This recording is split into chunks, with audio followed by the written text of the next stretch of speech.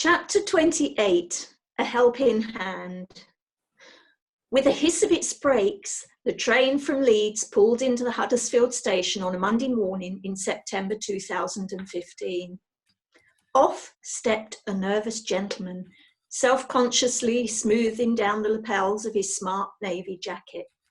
He cleared his throat, then squared his shoulders and went to find the station manager. It was his first day in his new job. His name was Andrew McClements, and he was a new team leader replacing Billy. They were very big shoes to fill. As he was introduced to the team, perhaps Andrew sensed a certain surprise in his new colleagues' expressions as they covertly checked him out, in the way of all existing employees when they meet a new co-worker for the first time. For Andrew, who came from St Helens near Liverpool, was not only very different in personality to Billy, he was friendly and laid back with an easy smile and an approachable manner. But he was also more than 40 years younger. Andrew was just 22 years old. He was younger than even the youngest team leader by over a decade. He had worked at TPE for a couple of years already, selling tickets, first at Warrington and more recently at Manchester Airport. In the wake of Billy's sad passing, the team leader's role at Huddersfield had been advertised, and Andrew felt incredibly lucky to have secured the position. It would provide a rare opportunity to get to grips with a genuinely hands-on operational role and would also give him a really good flavour of what the railway was all about. Yet he also knew it was going to be one hell of a challenge. He had been hired by Will, the new station manager, who had joined earlier in 2015. Will was a sharp dresser. He always donned a smart suit with close cropped dark hair. He showed Andrew about the station with great energy, for he was one of those characters who was always running round effervescently, something that didn't gel too well at times with the presence of the railway cat. Will would often discover Felix sprawled in the middle of the concourse sunbathing, just at the very moment he was darting across it. He would have to leap into the air to avoid treading on her, with a cry of, "Come on, cat, get out of the way." But his colleagues had also spotted him stroking her, with Felix sitting squarely on the station manager's own desk, as though she really did run the place. So it was clear that he was as susceptible to her many charms as everybody else. Andrew at least didn't have the anxiety of meeting the boss for the very first time that day. TPE ran its team training at Huddersfield Station. There were bespoke training rooms located in the upstairs part of the staff-only area. So Andrew had encountered Felix once before when he'd been attending a course there. "Have you seen the cat?" the trainer had asked him. "No, what cat?" he'd responded, surprised. Then he'd gone downstairs and found Felix asleep on top of the photocopier. She'd opened one green eye, a bit grumpy at having her catnap disturbed, but she'd obliged when he'd given her a bit of a pet and a cuddle, and then the pair had gone their separate ways. By the time he'd landed the team leader job, though, Andrew knew a little bit more about her reputation. During her years at Huddersfield, Felix's fame had slowly been spreading. By now, everyone locally knew of her, and everyone within TPE did too. There were times at the station these days when a small crowd of people would form around her when she was spotted on duty, all wanting to pet her and give her treats. Her Majesty, on the whole, received them as any monarch might a group of eager courtiers. But although he knew all about Felix's fame, she wasn't at the forefront of Andrew's mind when he started working at Huddersfield. To what would have been her great displeasure had she known, he had bigger concerns than the station cat. He had an awful lot to learn. There was the operational side of things, the nightly unit diagrams and shunt movements to manage. There was night shift work itself. Andrew had never worked nights before and didn't know how he would find it. There was the finance, The team leaders had to balance the thousands of pounds a night in cash and perform a lot of complex accounting. There was the line managing and the security checking, and so much more. He felt as if his head was going to explode as he tried to get to grips with it all. Moreover, as Angie Hunt had found before him, being a team leader meant you were dealing with it all on your own, for he didn't want to show any weakness to his team or to confess that he was struggling. He knew that he was young to be in this role, and he felt some pressure to prove himself. The other team leaders gave him invaluable advice during his induction period, and he learned as much as he could from them all. Time and again, he realised just what big boots he had to fill, following in the footsteps of Billy. He felt quite apprehensive as he cleared out the old-timer's drawer and eventually commandeered his pigeonhole. By that time at least, there was no longer a sadness in the air any time that Billy was mentioned. People were at the stage where they were openly and easily talking about him and recalling funny stories of the times they had once shared. Do you remember when Billy, much as he might have wished he could, Andrew couldn't stay in training forever? The night finally came when he was left to run the station on his own. He slid the big metal bolt across the front doors and walked through the silent station on his way back to the office. Felix accompanied him, and he absent-mindedly held the door open for her as the duo went into the office, his brain already ticking over everything he had to do in these long, quiet hours before sunrise. He decided he would start with the finance.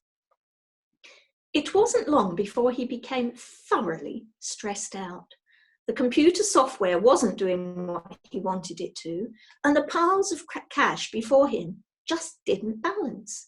He didn't want to get it wrong and let everyone down, but it was like one of those nightmares where you realise your very worst dreams are coming true. Come on, he said aloud to himself. I just want to get through this.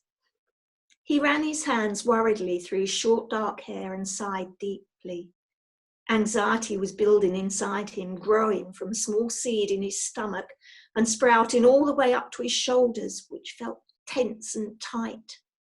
Think, he told himself. Felix was lying next to him on the desk. She gave a sleepy little yawn and stretched out, making herself comfortable. The slight movement caught Andrew's eye, and he stared at her for a little bit as she dozed on the desk companionably. Her presence made him realise, you are not alone. He would have felt like that otherwise. He would have felt that no one was around to help him, and that he had this insurmountable mountain to climb all by himself. But a problem shared is a problem halved, and the simple fact of Felix being in the office with him made his troubles seem suddenly lighter and more manageable. She had a soothing presence, a calming, peaceful, and companionable spirit, and he found himself taking deeper breaths in rhythm with the lazy flicking of her tail. Suddenly, the mountain didn't seem quite so tough to climb after all. As Andrew settled into the job, he found that Felix was always on hand whenever he needed support. He'd be getting worked up about the shunt movements because if he got that wrong, it would result in massive, very public delays and an awful lot of money wasted. But Felix would usually be out and about on the platforms at that time, hunting down the fawn-coloured moths that were attracted by the station's bright lights. Seeing her pounce determinedly on her prey would fill him with determination too, and he'd turn back to the complicated diagram with a new sense of purpose. As he wrote reports, she'd lie on his lap, and he'd find himself typing with one hand and stroking her with the other. Why is it taking me so long to write this? He'd wonder. In more ways than one, Felix was the answer. Of course, the railway cat wasn't doing this entirely out of the goodness of her heart. It was a quid pro quo. Felix was a working cat, and she wanted paying for services rendered.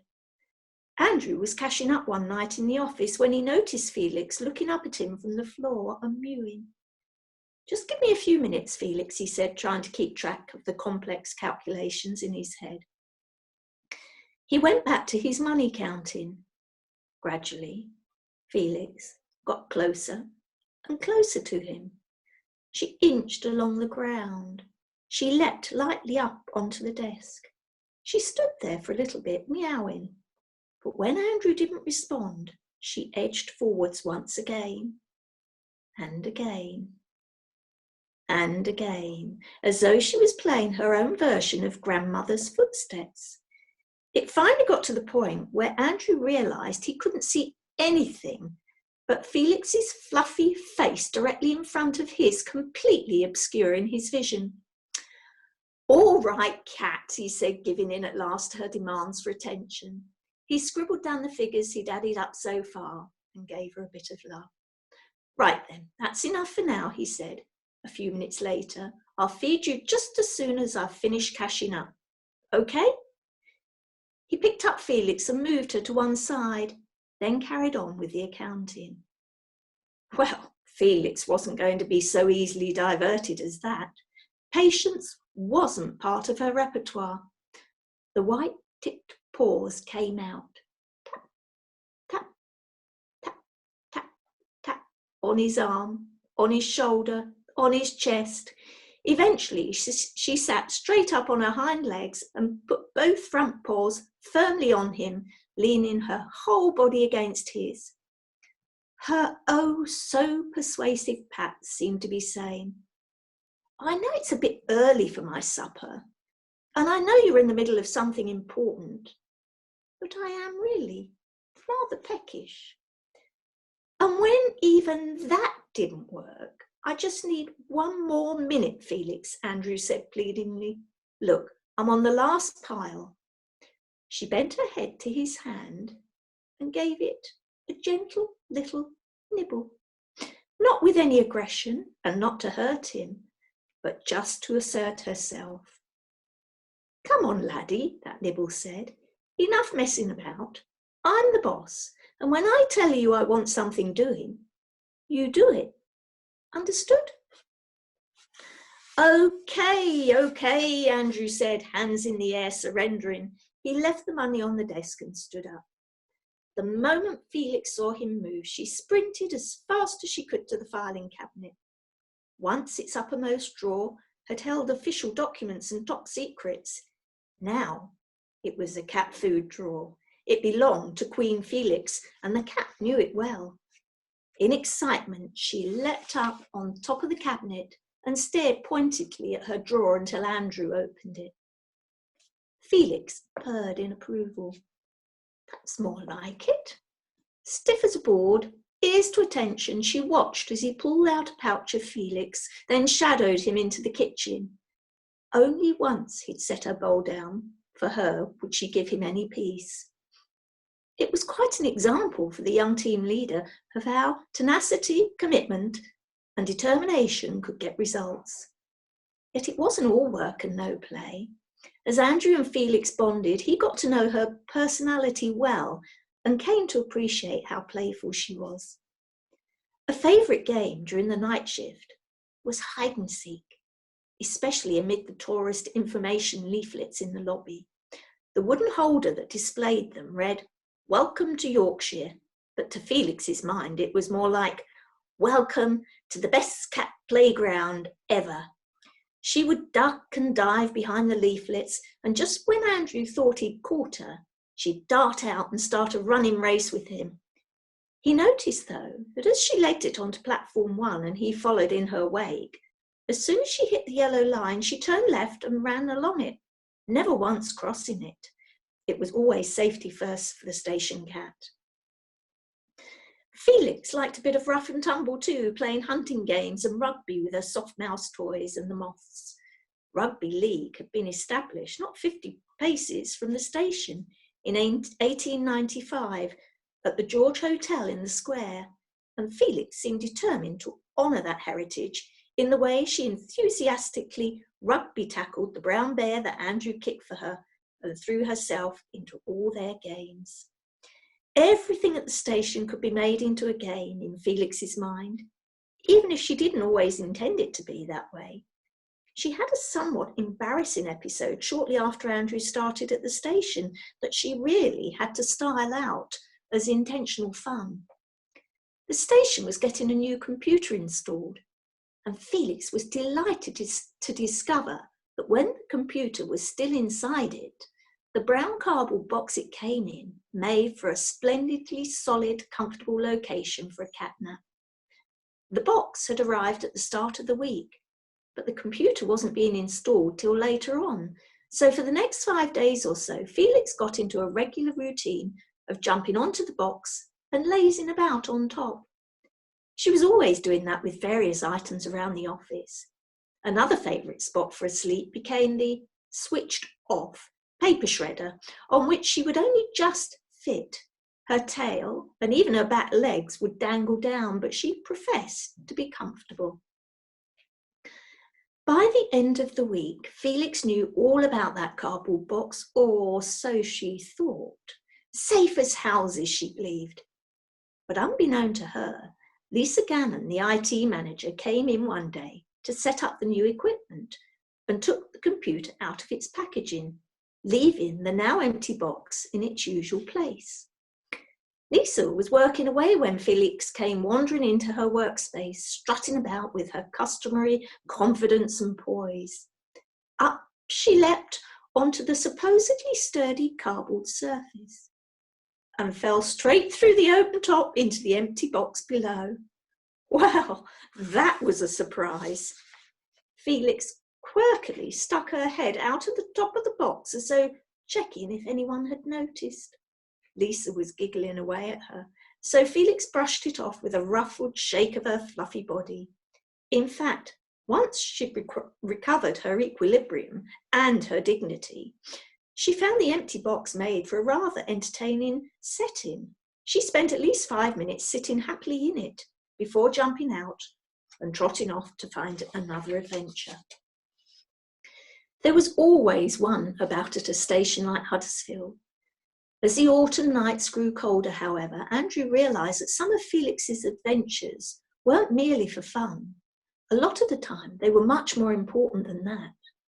One serious issue that railway stations regularly have to deal with is runaway children. Shockingly, 100,000 children in the UK run away from home every year, and many of them, having nowhere else to go in the cold, dark nights, are drawn towards railway stations where there will be light and maybe food and company and at least a roof over their heads when the rain is driving down outside. Even if in the relatively short time that Andrew had worked at Huddersfield, it was plain it was an issue. The team encountered a runaway child in the station sometimes as often as once a month.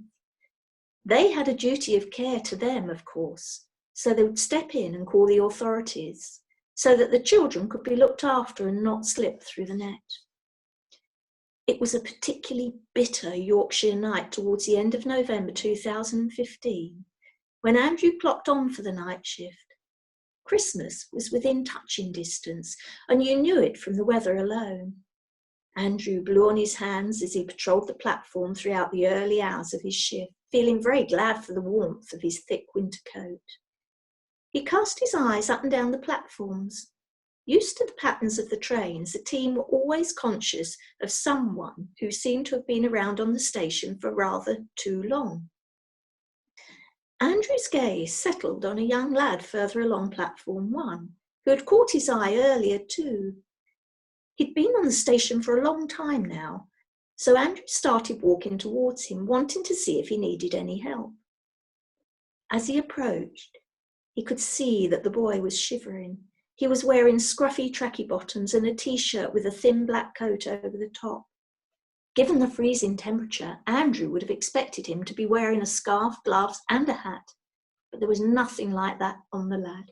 His hands looked red raw from the cold. "Are you all right there?" he asked him. The boy shot him an anxious look and nodded, saying nothing. He was perhaps 11 or 12 years old. "Where are you travelling to then?" Andrew inquired. You did sometimes get kids travelling by themselves on the station, and he didn't want to jump to conclusions. But alarm bells were ringing for him. It wasn't far off 11 p.m, and the lad had been there too long. He had to find out more.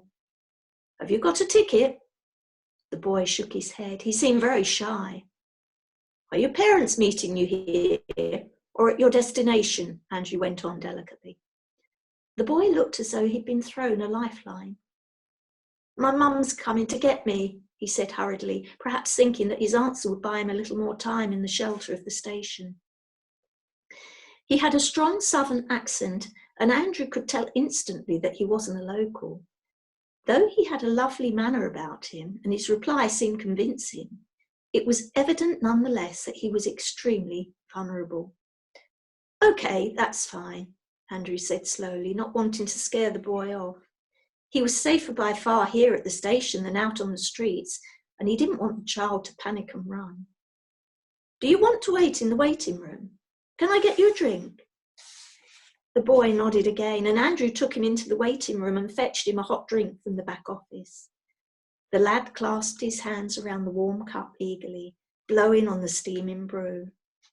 As he drank his drink, Andrew tried to keep chatting with him in order to find out more about his background, asking him where he'd travelled from and similar queries.